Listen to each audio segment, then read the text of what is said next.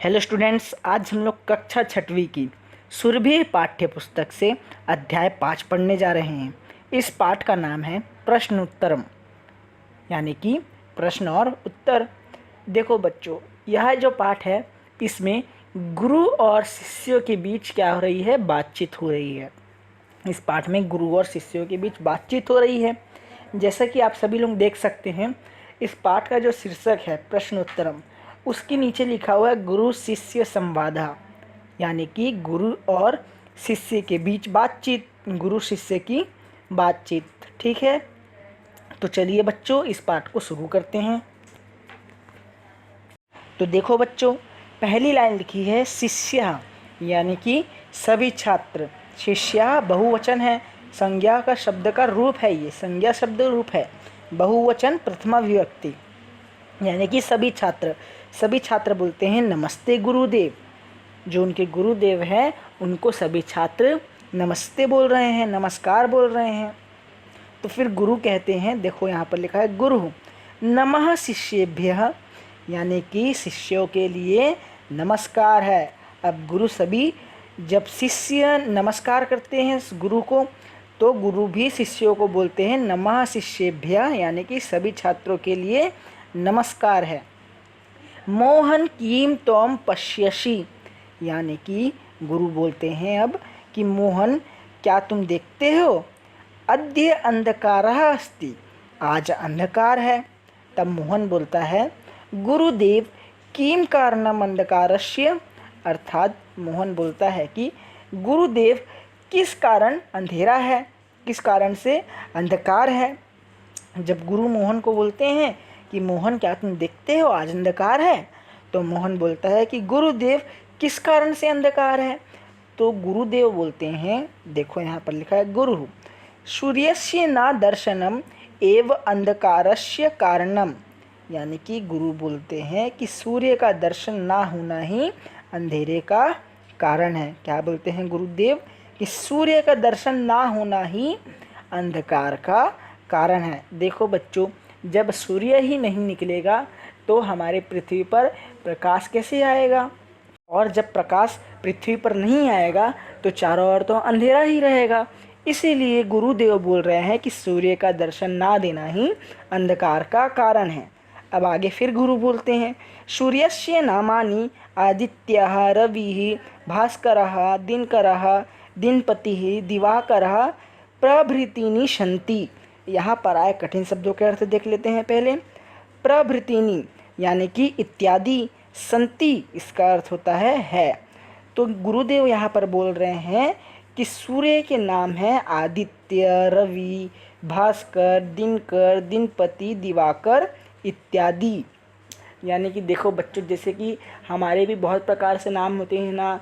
जैसे कि आपको विद्यालय में किसी और नाम से बुलाया जाता है, आपके दोस्त आपको किसी और नाम से जानते हैं, घर में आपको किसी और नाम से बुलाया जाता है। तो इसी प्रकार सूर्य के भी अनेक नाम होते हैं। उनमें से कौन कौन से नाम हम यहाँ पर देख रहे हैं, आदित्य, रवि, भास्कर, दिनकर, दिनपति, दिवाकर इत्यादि। अब इत्यादि क्यों लिखा है यहाँ पर, क्योंकि सूर्य के और भी नाम हैं। तो और भी नाम तो अपन बहुत सारे एक साथ नहीं लिख सकते ना, तो इसलिए हम लिख देते हैं इत्यादि। संति यानी कि हैं।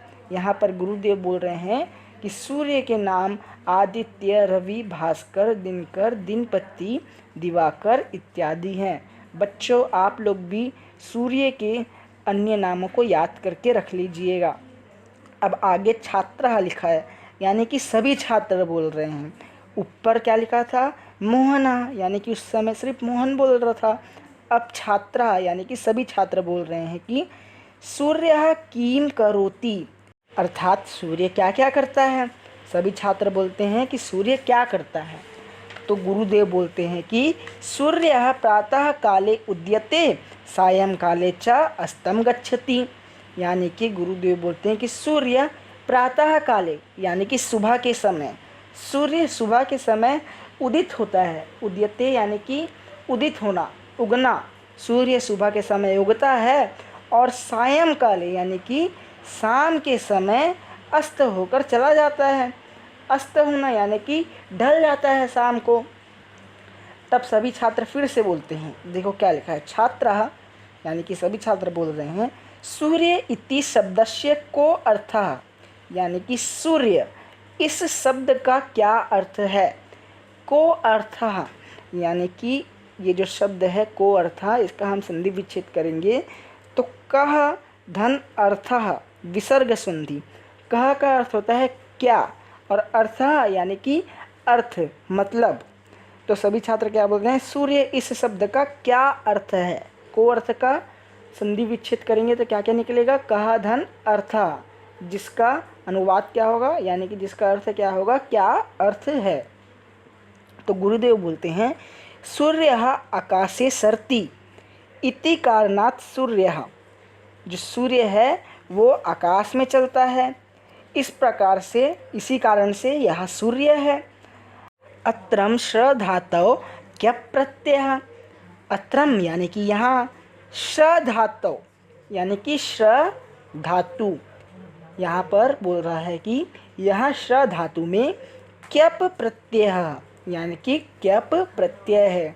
जो सूर्य जो शब्द है यहाँ पर श्र धातु है और उसमें कौन सा प्रत्यय लगा है, क्यप प्रत्यय। अब आगे लिखा है कि सूर्यस्य अन्यापि परिभाषा भवितुम अर्हति, अन्यापि अर्थात दूसरी भी या फिर और भी, भवितुम अर्हति यानी कि होता है या फिर होती है। तो इस लाइन का अनुवाद होगा कि सूर्य की और भी यानी कि दूसरी भी परिभाषा होती है। सुवति अर्थात लोकम कर्मणि प्रेरयति इति सूर्यः, क्या बोल रहे हैं यहाँ पर, सुवति अर्थात लोकम कर्मणि प्रेरयति इति सूर्यः। प्रेरयति का अर्थ होता है ले जाता है। ठीक है बच्चों, तो इस लाइन का भी अनुवाद देख लेते हैं। यहाँ पर कहा जा रहा है कि सुवति अर्थात जीवन को कर्म की ओर ले जाता है। सुवति का अर्थात जीवन को कर्म की ओर ले जाता है, यही सूर्य है। जो सूर्य है ना बच्चों, वो हमारे जीवन को कर्म की ओर लेके जाता है। ठीक है, अब आगे लिखा है, आगे फिर छात्र पूछ रहे हैं, देखो यहाँ पर लिखा है ना, छात्रः यानी कि सभी छात्र, सूर्यः किम किम करोति, सूर्य क्या क्या करता है। यहाँ पर सभी छात्र पूछ रहे हैं कि सूर्य क्या क्या करता है। तो गुरु बोलते हैं प्रकाशम ददाति यानी कि प्रकाश देता है, अंधकारम दूरी करोति यानी कि अंधकार को दूर करता है, अंधेरे को दूर करता है, रोग कीटाणु समूहम नाशयति यानी कि रोग के कीटाणुओं के समूह का नाश करता है। जो रोग वाले कीटाणु होते हैं, रोग का भी और रोग वाले कीटाणु का भी, उन सब के समूह का नाश कर देता है। सर्वम जीवम जीवयति यानी कि सभी जीव जो हैं उनको जीवित रखता है। बुद्धिम वर्धयति यानी कि बुद्धि बढ़ाता है। ज्ञानम ददाति अर्थात ज्ञान देता है। बलम वर्धयति यानी कि बल को बढ़ाता है, बल में वृद्धि करता है। शक्तिम संचारयति शक्ति का संचार करता है। अतः अस्य देवीकरणम कृतम, अतः यह हमारा क्या करता है, दैव्यीकरण करता है। क्या करता है, दैव्यीकरण। सूर्यस्य रश्मिषु सप्त रंगः परिलक्ष्यन्ते, रश्मिषु यानी कि किरणों में, जो सूर्य की किरणें होते हैं उनके बारे में बोला जा रहा है यहाँ पर। परिलक्ष्यन्ते अर्थात दिखाई देता है।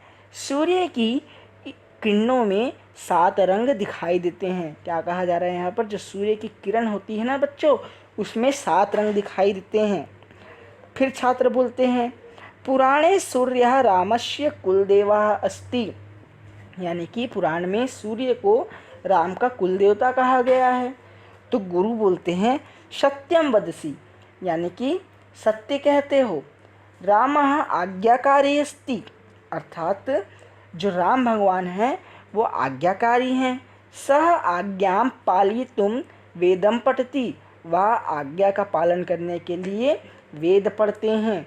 मारीचम मारयति यानी कि मारीच को मारते हैं। रावणम हंति इति रावण का नाश करते हैं। देखो बच्चों, जो श्री रामचंद्र जी थे ना, वो बहुत आज्ञाकारी थे। वह आज्ञा का पालन करने के लिए वेद पढ़ते थे और मारीच को मारते थे और उन्होंने रावण का नाश भी किया। अब छात्र फिर बोलते हैं कि गुरुदेव रामस्य स्वरूपम वर्णय, यानी कि छात्र बोलते हैं गुरुदेव से कि हे गुरुदेव, जो श्री रामचंद्र जी हैं उनके स्वरूप का वर्णन करो, मतलब वो कैसे दिखते हैं, उनका रंग रूप कैसा था, उसके बारे में हमें कुछ बताओ। तो गुरु बोलते हैं कि मस्तके मुकुटम धारयति, अर्थात मस्तक में मुकुट धारण करते हैं।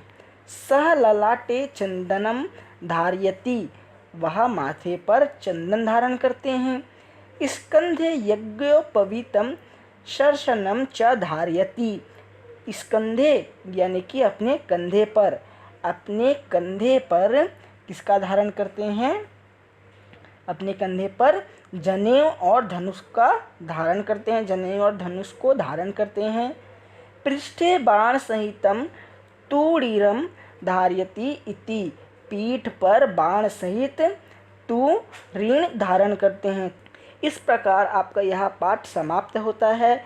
इस पाठ में हमने गुरु और शिष्यों के बीच होने वाली संवाद को देखा और उसके बारे में हमने पढ़ा, और हमने इस पाठ में श्री रामचंद्र के बारे में भी पढ़ा, सूर्य के बारे में भी पढ़ा। ठीक है बच्चों, तो अब हम चलते हैं इस पाठ में आए गए अभ्यास की तरफ। अभ्यास की ओर जाने से पहले हम इस पाठ में आए कुछ कठिन शब्दों के अर्थ देख लेते हैं। तो चलिए देखते हैं। पश्यसि, देखते हो। सूर्यस्य अर्थात सूर्य का। कति यानी कि कितने। उद्यते अर्थात उगता है। शरति या फिर चलती, चलता है। प्रभृतिनि यानी कि इत्यादि। प्रातः काले अर्थात सुबह। भवितुम अर्हति अर्थात होता है। प्रेरयति अर्थात ले जाता है। जीवयति अर्थात जीवित रखता है। वर्धयति यानी कि बढ़ाता है। संचारयति अर्थात संचार करता है। कुलदेवः अर्थात कुल देवता। वर्णय यानी कि वर्णन करो। धारयति अर्थात धारण करता है। और भी इस पाठ में कुछ कठिन शब्द आए हैं जो मैंने आपको पाठ पढ़ते समय ही बता दिया। तो चलिए अब अभ्यास की तरफ। पहला प्रश्न है, निम्नांकित प्रश्नों के उत्तर दीजिए। आ है, पाठ में आए क्रियापदों को लिखकर संस्कृत में स्वतंत्र वाक्य बनाइए। यानी कि बच्चों, इस पाठ में जो भी क्रिया के पद, क्रियापद यानी कि क्रिया के पद, क्रिया यानी कि कुछ करना, जैसे कि देखना या फिर करना, पढ़ना, धारण करना, ये सब क्रियाएं हैं।